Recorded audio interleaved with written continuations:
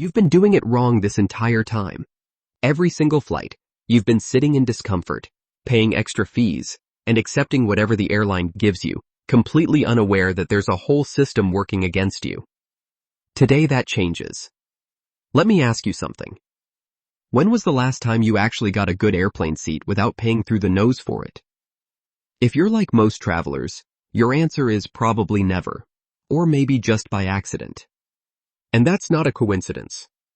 Airlines have spent decades designing a system that extracts as much money from you as possible before you ever step foot on a plane. But here's what they don't want you to know. There are real, legitimate ways to beat that system, and they've been hiding in plain sight.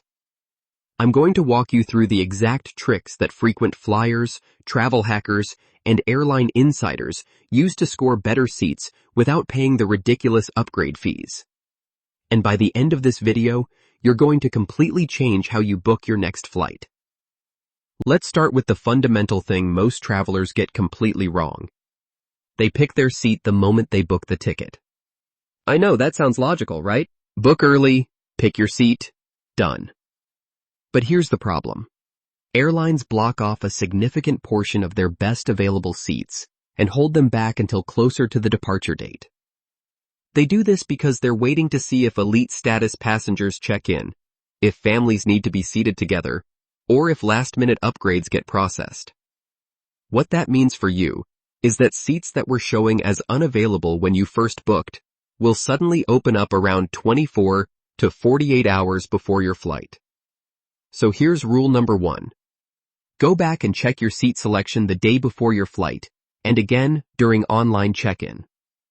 You will often find premium economy seats, bulkhead rows, and exit rows that were completely invisible to you before. Airlines release these seats routinely, and most passengers never bother to look twice.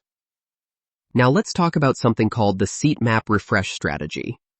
Most booking websites show you a static snapshot of available seats, but there's a live version. Go directly to the airline's own website and look at the seat map in the Manage My Booking section rather than through a third-party platform. Third-party sites can be hours behind on seat availability updates. The airline's own platform shows you real-time availability, which means you catch those freed-up seats the moment they drop. Here's where it gets really interesting. Airlines have something called operational upgrades. This is different from the paid upgrades they aggressively market to you at check-in.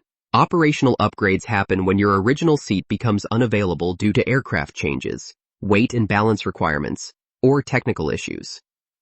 When airlines need to move passengers, they prioritize certain profiles when selecting who gets bumped up. Passengers who checked in early, passengers traveling solo, and passengers with certain frequent flyer status tend to benefit most. You might not get guaranteed movement every time, but checking in the absolute earliest possible moment, usually 24 hours before departure, puts you in the best possible position. Now let me hit you with something that sounds almost too simple. The aisle seat psychology trick.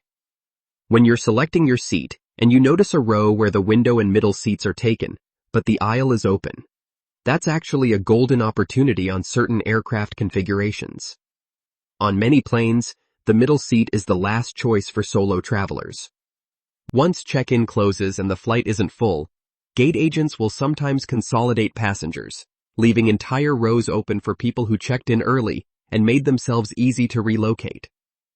Being flexible and communicating that flexibility to the gate agent puts you in line for a better experience at no cost. Speaking of gate agents, this is massively underutilized. Most people treat gate agents like vending machines. They walk up, make a robotic request, and expect magic. The travelers who consistently get better seats treat gate agents like the human beings they are.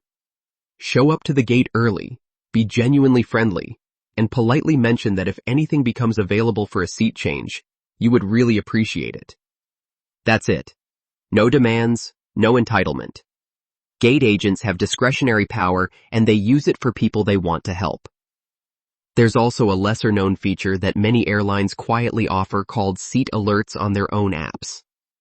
On certain carriers, if you're on a wait list for a better seat category, the app will notify you when something opens up. Most passengers don't even activate this feature because they don't know it exists. Check the app for your specific airline before your next trip and look for any seat notification or upgrade alert settings. Let's talk about booking day and timing for a moment.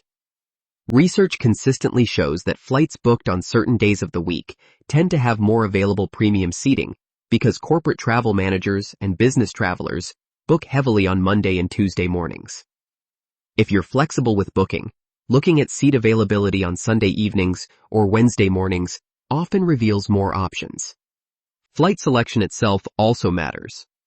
Early morning flights tend to have fewer full aircraft swaps and operational disruptions, which means the seat you pick is more likely to stay your seat. One final piece that ties all of this together. Airlines want you passive. They want you to book once, accept what you get, and pay for every single upgrade. But travelers who stay actively engaged with their booking, who check back, who use the airline's own tools, and who treat every interaction as an opportunity. These are the people consistently sitting in better seats without draining their wallets. The airline industry is massive and complex, and yes, it is built to make money. But it's also built on systems with gaps, and now you know where those gaps are. Next time you book a flight, don't just set it and forget it. Check back on that seat map. Check in at exactly the right time. Be the friendly, flexible, early passenger that gate agents actually want to help. You're not powerless in this system. You just needed to know the rules of the game. Now you do.